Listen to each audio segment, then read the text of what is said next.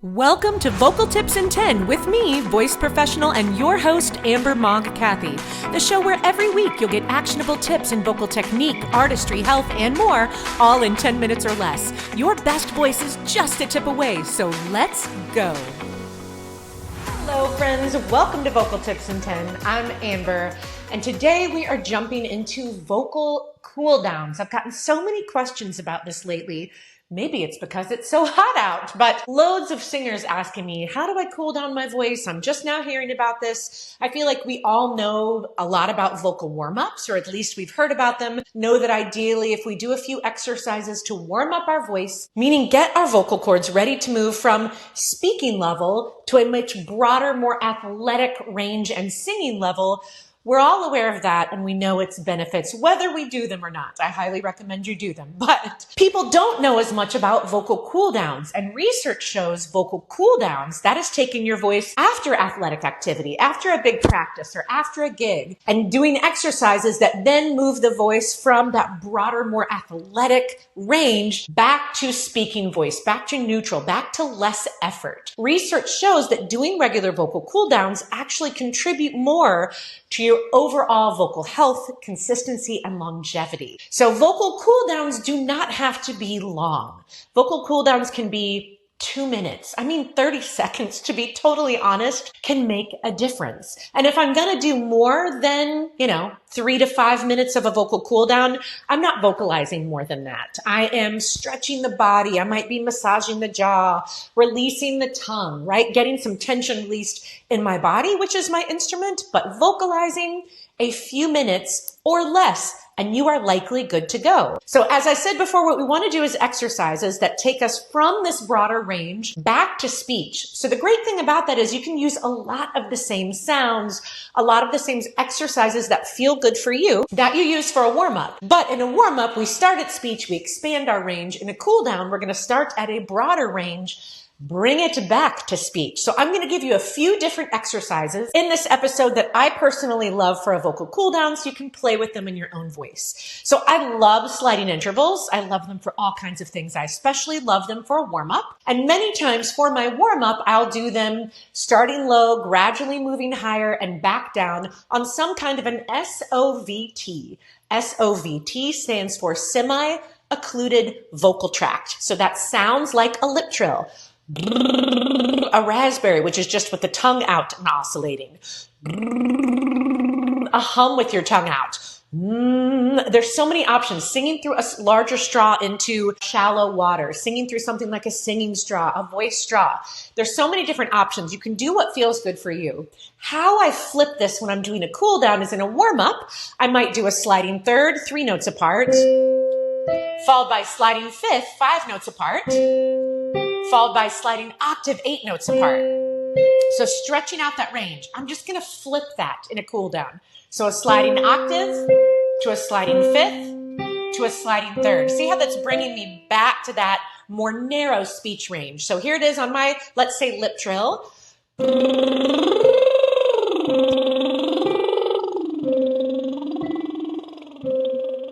The other thing I would say is you don't need to work as broad of a range. So I might take more time warming up because I'm working up to my top notes to really be ready for a broader range. I don't need to go that high in a cool down. I might start around, for me, like this E flat E as a kind of typical voiced female singer.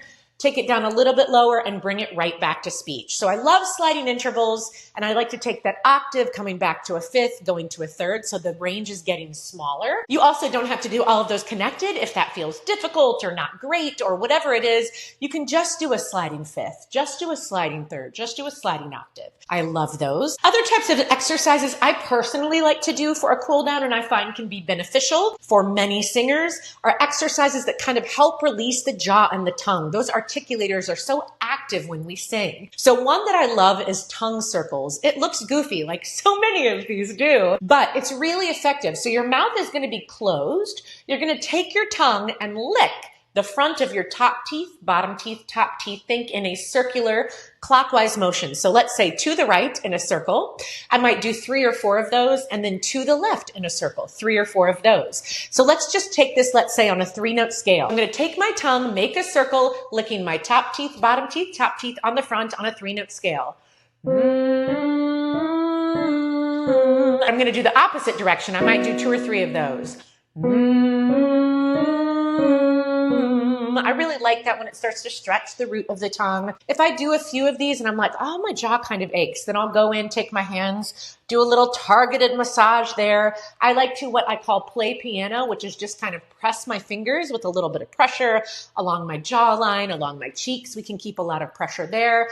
I might not need to do 2 or 3. You might do a few of those and go, oh, I feel a little stretch there. I'm good. You might need to do more than that. But again, it's all about quality, not quantity when it comes to singing in general, but most certainly when it comes to vocal cool downs. I want you to think about it like stretching after a workout at the gym. Or I always think of trumpet players, right? Who have like that nasty spit valve insert gag that they have to clean out, or it's just gross when they go to play the next day. It's like our equivalent of that, but hopefully less gross, right? No offense to you trumpet players. I get it's part of it, but you're cleaning out that valve. You're wiping the instrument down. You're putting it in its nice, tidy case. Our case is our body. So a vocal cool down is our equivalent of that. And then you don't have to have a piano or an instrument or sing-along tracks, even though those are great to have, to cool down your voice. You might be loading equipment after a gig. You might be driving home. You might be getting ready for bed and realize, oh, I need to cool down my voice. So something I love is vocal sirens. So that is no set pitches. Again, we're heavy on the slide. I like to think of a vocal trombone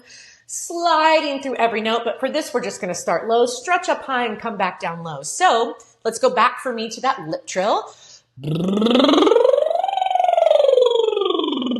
That's one big siren. I might do a few of those. That already feels better. I also like to do for my vocal warm-up sometimes little vocal rev-ups. So I just think of like a baby siren, a medium-sized siren, and a big-sized siren. So I'm broadening my range with each. Again, I'm just going to flip that for a cool down. I start with a bigger siren, a medium siren, go back to a small one. So that just sounds like...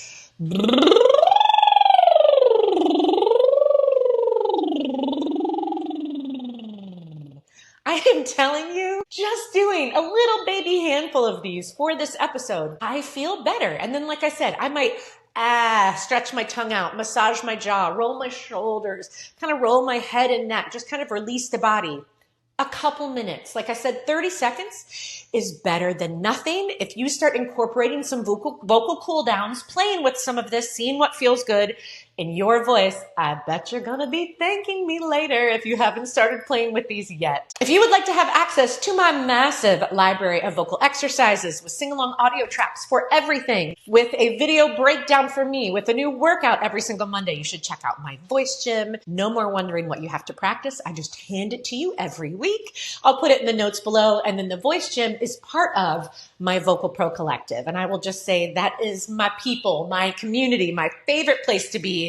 It is live coaching with me. It is all of my courses. It's an expert workshop every month. It's just so much awesomeness in this great, genuinely global community of singers of all commercial styles, of all levels. I'm going to put that down in the show notes too. I'm so happy to be back with all of you. I hope this is helpful, and I hope to see you in next week's episode. Bye.